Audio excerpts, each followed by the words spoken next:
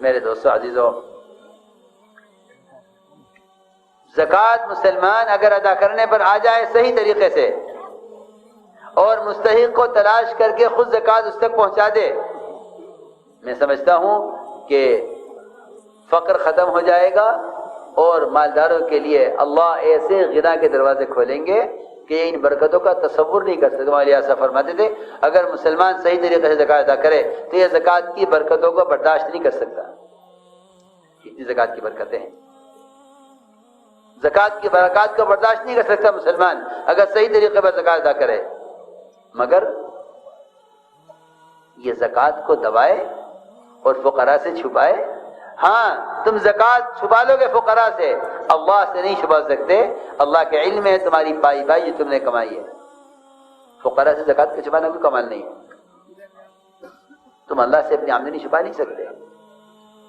میں نے کل بھی عرض کیا تھا کہ جتنے قسم کے ٹیکس میں مسلمان گرفتار ہے خدا کی قسم صرف زکوٰۃ کے ادا نہ کرنے کی وجہ سے ہے، ورنہ جب مسلمان زکوٰۃ دیا کرتا تھا غیروں سے ٹیکس لیا کرتا تھا، جب مسلمان زکوٰۃ دیا کرتا تھا غیروں سے ٹیکس لیا کرتا تھا، اور جب مسلمان زکوٰۃ بچانے لگا ہے تو غیروں کو ٹیکس دینے لگا ہے۔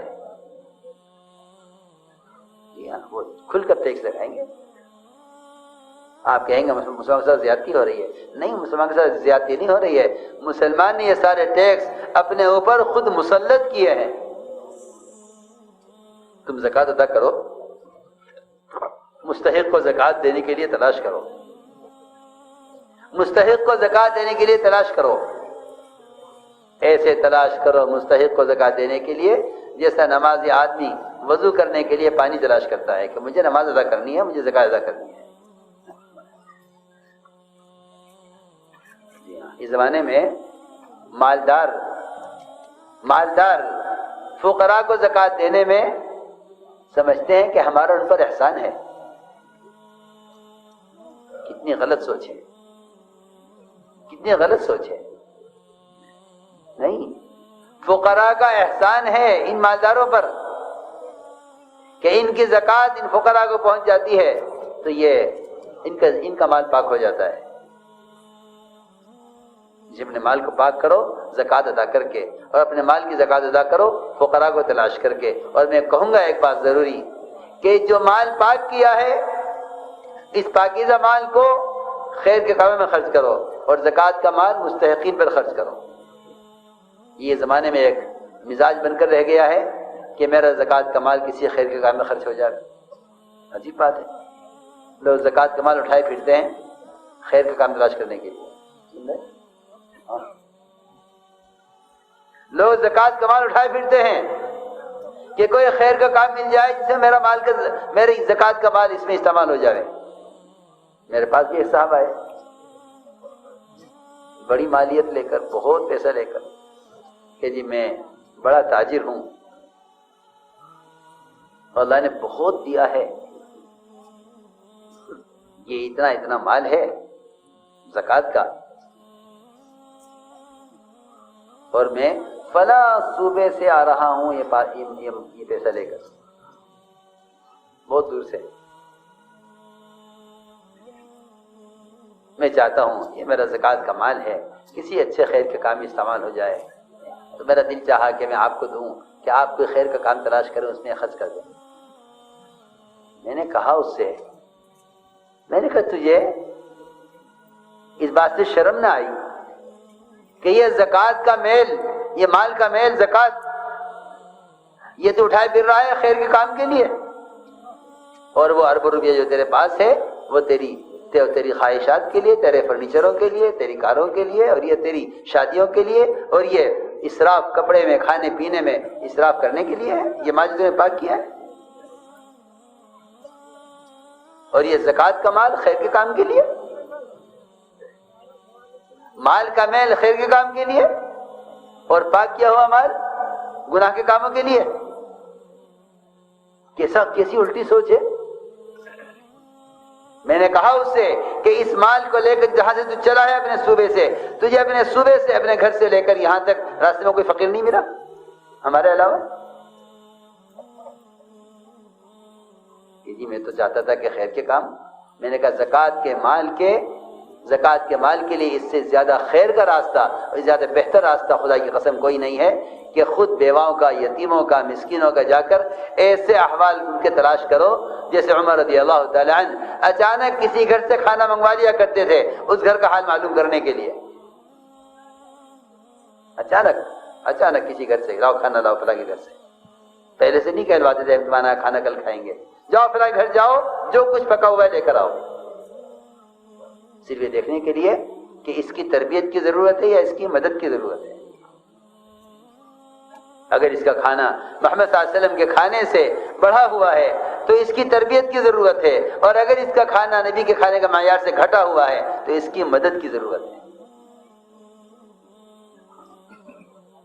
میں نے اس سے کہا، میں نے کہا یہ پیسہ واپس لے جاؤ، ایک پیسہ ہم اس میں سے نہ لیں گے اور نہ ہم تمہیں کوئی خیر کا راستہ بتائیں گے. یہ مال کا میل خیر کے کام کے لیے نہیں ہے، یہ مال کا میل زکوٰۃ ہے، یہ مستحقین کے لیے ہے. جاؤ اپنے پہلے رشتہ داروں میں تلاش کرو، اگر تمہارے رشتہ داروں میں کوئی مقروض ہے یا کوئی یتیم ہے یا کوئی پریشان حال ہے یا کسی کا کاروبار ختم ہو گیا ہے، سب سے پہلے تمہارے زکوٰۃ کے مال کا مصرف تمہارے اپنے اعزاء اقارب ہے. کہ اگر تم ایسا کرو گے تو تمہیں ڈبل اجر ملے گا، زکوٰۃ کی ادائیگی کا اجر ملے گا اور قرابت داری کا اجر ملے گا، ڈبل اجر ملے گا. جاؤ. تو وہ اتنا حیران ہو گیا، مجھ سے کہنے لگا کہ میں تو پہلا آدمی دیکھ رہا ہوں جو میرے مال کو واپس کر کے اور مجھے بیواؤں اور یتیموں اور مسکینوں اور فقراء کی تلاش میں مجھے ڈال رہا ہے، ورنہ میں نے تو ہمیشہ یہ دیکھا ہے کہ لوگ خیر کے تقاضے لے کے میرے پاس آتے ہیں. ریکنسٹرکشن آف امہ dailymarkers.com. میں اب سب سے کہوں گا کہ اللہ نے جن کو مال دیا ہے، خدا کی قسم ان کے مال کا سب سے پہلا مصرف علم کی خدمت اور اللہ کے راستے کی نقل و حرکت، یہ ان کے مال کا سب سے پہلا مصرف ہے. نہ شادیاں ہیں، نہ کوٹھیاں ہیں، نہ بنگلے ہیں، نہ اپنی خواہش کے کھانے ہیں. سب سے پہلا مصرف یہ ہے کہ دین کے احیاء کے لیے دعوت اور تعلیم، اس کے تقاضے پر اپنے پاکیزہ مال کو خرچ کرو تاکہ اس پاکیزہ مال سے پاکیزہ تعلیم، اس پاکیزہ مال سے پاکیزہ تربیت اور یہ مال کا میل صرف مستحقین کے لیے ہو، کیونکہ ان کے لیے مضر نہیں ہے.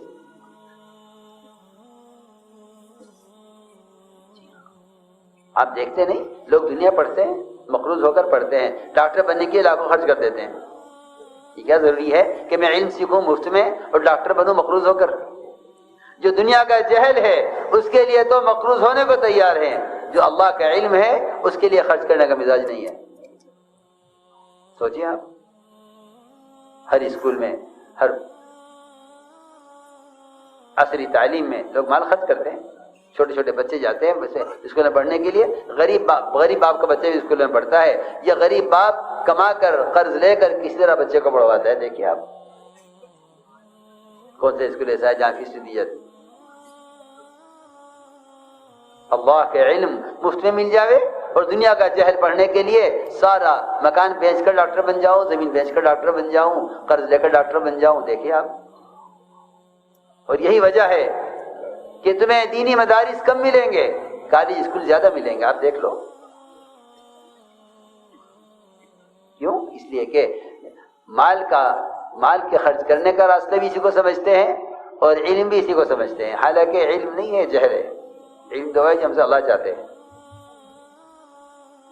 تو میں نے عرض کیا کہ اپنے مال، زکوٰۃ کے مال کو صحیح رخ پر لاؤ تاکہ یہ اپنی جگہ پہنچے تو اس کے منافع اور اس کے فوائد زکوٰۃ دینے والے کو بھی حاصل ہوں اور اس سے فقراء اور غرباء کو فائدہ ہو.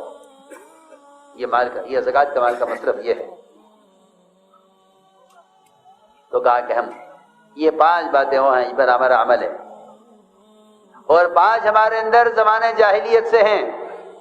اس زمانے میں شاید مسلمانوں میں یہ خصلتیں نہیں ملیں گی جو اس زمانے میں ان کے اندر زمانے جاہلیت سے تھی. بات ہے جو خصلتیں ان میں زمانے جاہلیت سے تھیں وہ آج مسلمانوں میں زمانے اسلام میں نہیں ملتی. کہا ہمارے اندر زمانے جاہلیت سے ہمارے اندر صبر ہے، ہمارے اندر صبر ہے، ہمارے اندر شکر ہے، ہمارے اندر صبر ہے، ہمارے اندر شکر ہے. اللہ اکبر. کامل ایمان تو ان دو خصلتوں میں ہو گیا کہ حدیث میں آتا ہے آدھا ایمان صبر ہے، آدھا ایمان شکر ہے. اور ایک بات یہ ہے ہمارے اندر کہ اگر ہمارے دشمن پہ کوئی مصیبت آ جاتی ہے تو ہم اس سے خوش نہیں ہوتے. اس کا تو اس زمانے میں ایسا فقدان ہے کہ لوگ دشمنوں پر آفت کے آنے کے منتظر رہتے ہیں. لوگ اپنے دشمن پر مصیبت کے آنے کے منتظر ہوتے ہیں. اللہ کو یہ بات پسند نہیں ہے. اللہ کو یہ بات پسند نہیں ہے. اللہ تعالیٰ تو یہ چاہتے ہیں کہ میری مخلوق کے لیے غمخوار بنے، میری مخلوق کے لیے نفع رسان بنے، میری مخلوق کو جہنم سے بچانے کا ذریعہ بنے. اللہ تو یہ چاہتے ہیں. جی ہاں، مخلوق اللہ کا کنبہ ہے، ہر ایک کو اپنے کنبے سے محبت ہوتی ہے. اللہ تو یہ چاہتے ہیں. کہا ہے خصلت یہ ہے ہمارے اندر کہ ہمارے دشمن پر کوئی مصیبت آتی ہے ہم اس سے خوش نہیں ہوتے. ایک صفت یہ ہمارے اندر ہے کہ ہم جس بات کو طے کر لیتے ہیں اس پر اڑ جاتے ہیں، جم جاتے ہیں، ہم اپنی بات سے پیچھے نہیں ہٹتے. مسلمان تو کمزور اس لیے پڑا ہے کہ ان کے درمیان وحدت کلمہ ہی نہیں ہے. کوئی کچھ کہہ رہا، کوئی کچھ کہہ رہا، کوئی کچھ کہہ رہا، کوئی کچھ کہہ رہا، کوئی کچھ کہہ رہا. حالانکہ ایک چھوٹی سی جماعت مغیرہ بن شعبہ کے ساتھ ہرقل کے سوالات، ان کے جوابات، جب ایک بات وہ سوال کرتا تھا اور صحابی اس کا جواب دیتے تھے تو ان کے تمام ساتھی ان کی بات کی تائید کرتے کہ ہاں یہ جو کہہ رہے ہیں ہماری بات بھی یہی ہے. ایک جماعت چھوٹی سی جماعت صحابہ کی. حالانکہ ابو سفیان اسلام کی کاٹ کرنے کے لیے پہنچے تھے. وہ اس ملک میں محنت کر رہے تھے دعوت کو روکنے کے لیے، اور جماعت گئی تھی دعوت کا کام کرنے کے لیے. ہرقل نے سوالات کیے. جو بات امیر صاحب کہتے تھے پوری جماعت اس بات کی تصدیق کرتی تھی، اس بات کی تائید کرتی تھی. ابو سفیان کاٹ کرنے کے لیے پہنچے تھے، لیکن عجیب بات یہ ہے کہ یہاں ابو سفیان بھی ان کے سامنے کسی بات کا انکار کرنے کی ہمت نہیں کرتے تھے. یہ میں بہت عام بات کہہ رہا ہوں. جب مسلمانوں میں وحدت کلمہ نہیں رہے گی، ان کی رائے کچھ ہے، ان کی رائے کچھ ہے، ان کی رائے کچھ ہے، ان کی رائے کچھ ہے، تو باتیں تو خود سمجھ لے گا کہ یہ تو سارے منتشر ہیں آپس میں، ان سے کیا کرنا ہے. حالانکہ اللہ نے قرآن میں مسلمانوں کو تسلی دی تھی.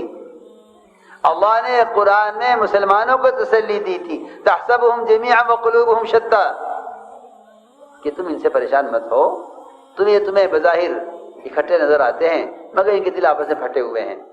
ان کے دل پھٹے ہوئے ہیں مسلمانوں، ان سے گھبرانے کی ضرورت نہیں ہے. لیکن معاملہ الٹا ہوا ہے، معاملہ الٹا ہو گیا ہے. اس طرح اس زمانے میں مسلمان کو ان کے دلوں کے پھٹن کی وجہ سے ان سے کوئی نقصان نہیں تھا. اس زمانے کے غیروں کو مسلمان کے آپس کے انتشاری کی وجہ سے انہیں ان سے کوئی خطرہ نہیں ہے. سب بات اس لیے میں نے عرض کیا کہ وحدت کلمہ ایک ایسی قوت ہے کہ ہرقل کے سارے سوالات کے جوابات میں سب صحابہ وہ بات کہتے تھے جو مغیرہ بن شعبہ کہتے تھے. ہاں، اور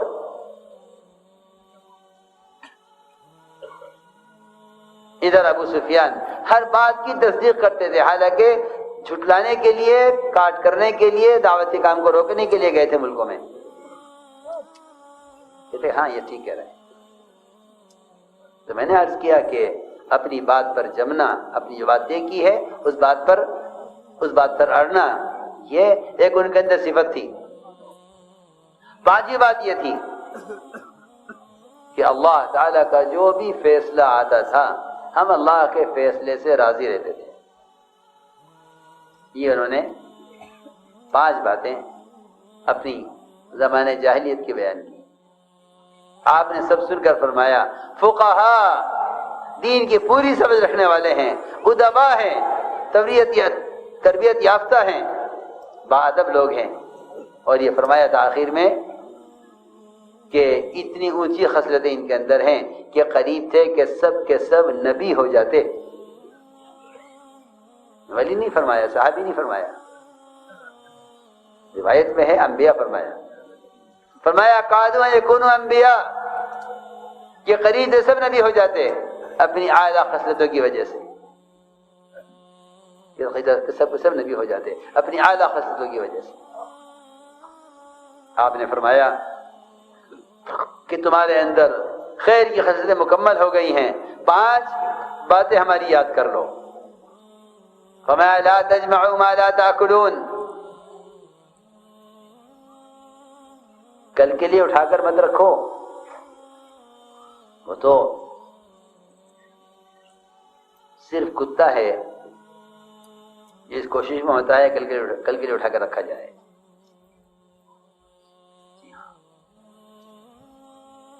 اور ایک اس کے ساتھ ہی انسان ہے جو کل کے لیے اٹھا کر رکھتا ہے. فَمَا لَا تَجْمَعُوا مَا لَا تَأْكُلُونَ. صحابہ کرام ایسے معمول پر تھے کہ وہ روزانہ کا رزق روزانہ لے لیتے تھے. روزانہ کا رزق روزانہ لے لیتے تھے، کل کے لیے اٹھا کر نہیں رکھتے تھے. حضرت عائشہ، حضرت اسماء، ان دونوں بہنوں کا معمول عجیب تھا. ایک کا مزاج یہ تھا کہ جب کچھ آئے تو دوسروں کو زیادہ دینے کے لیے یا کسی کی بھرپور مدد کرنے کے لیے مال کو جمع کرتی تھی.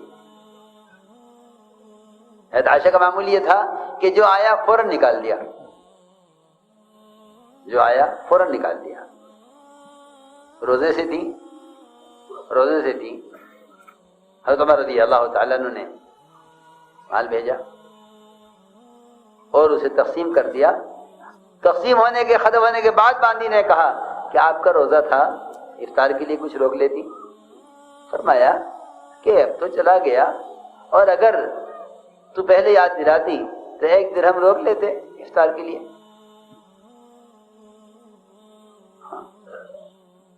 مزاج یہ بنایا گیا تھا کہ اپنے آپ کو مال سے بچاؤ. اسی لیے حضرت زینب، حضرت عائشہ دونوں نے دعا کی تھی اللہ سے کہ اے اللہ، عمر کے پاس مال آنے لگا ہے، اسلام میں فتوحات ہونے لگی ہیں. اللہ اکبر. ہم تو فتوحات کے منتظر ہیں، اور انہیں جب فتوحات مل گئیں تو کیونکہ مال کے طالب نہیں تھے اس لیے ان فتوحات میں اور مال کی آمد میں دنیا سے جانے کی تمنا کرتے تھے.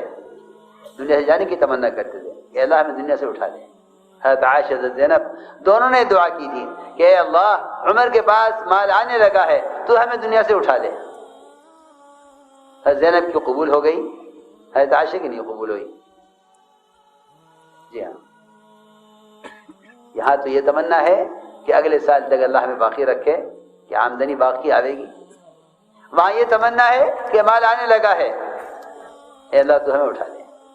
سمجھتے تھے مالدار صحابہ دنیا سے خوش نہیں گئے، مالدار صحابہ دنیا سے خوش نہیں گئے، مالدار صحابہ دنیا سے خوش نہیں گئے.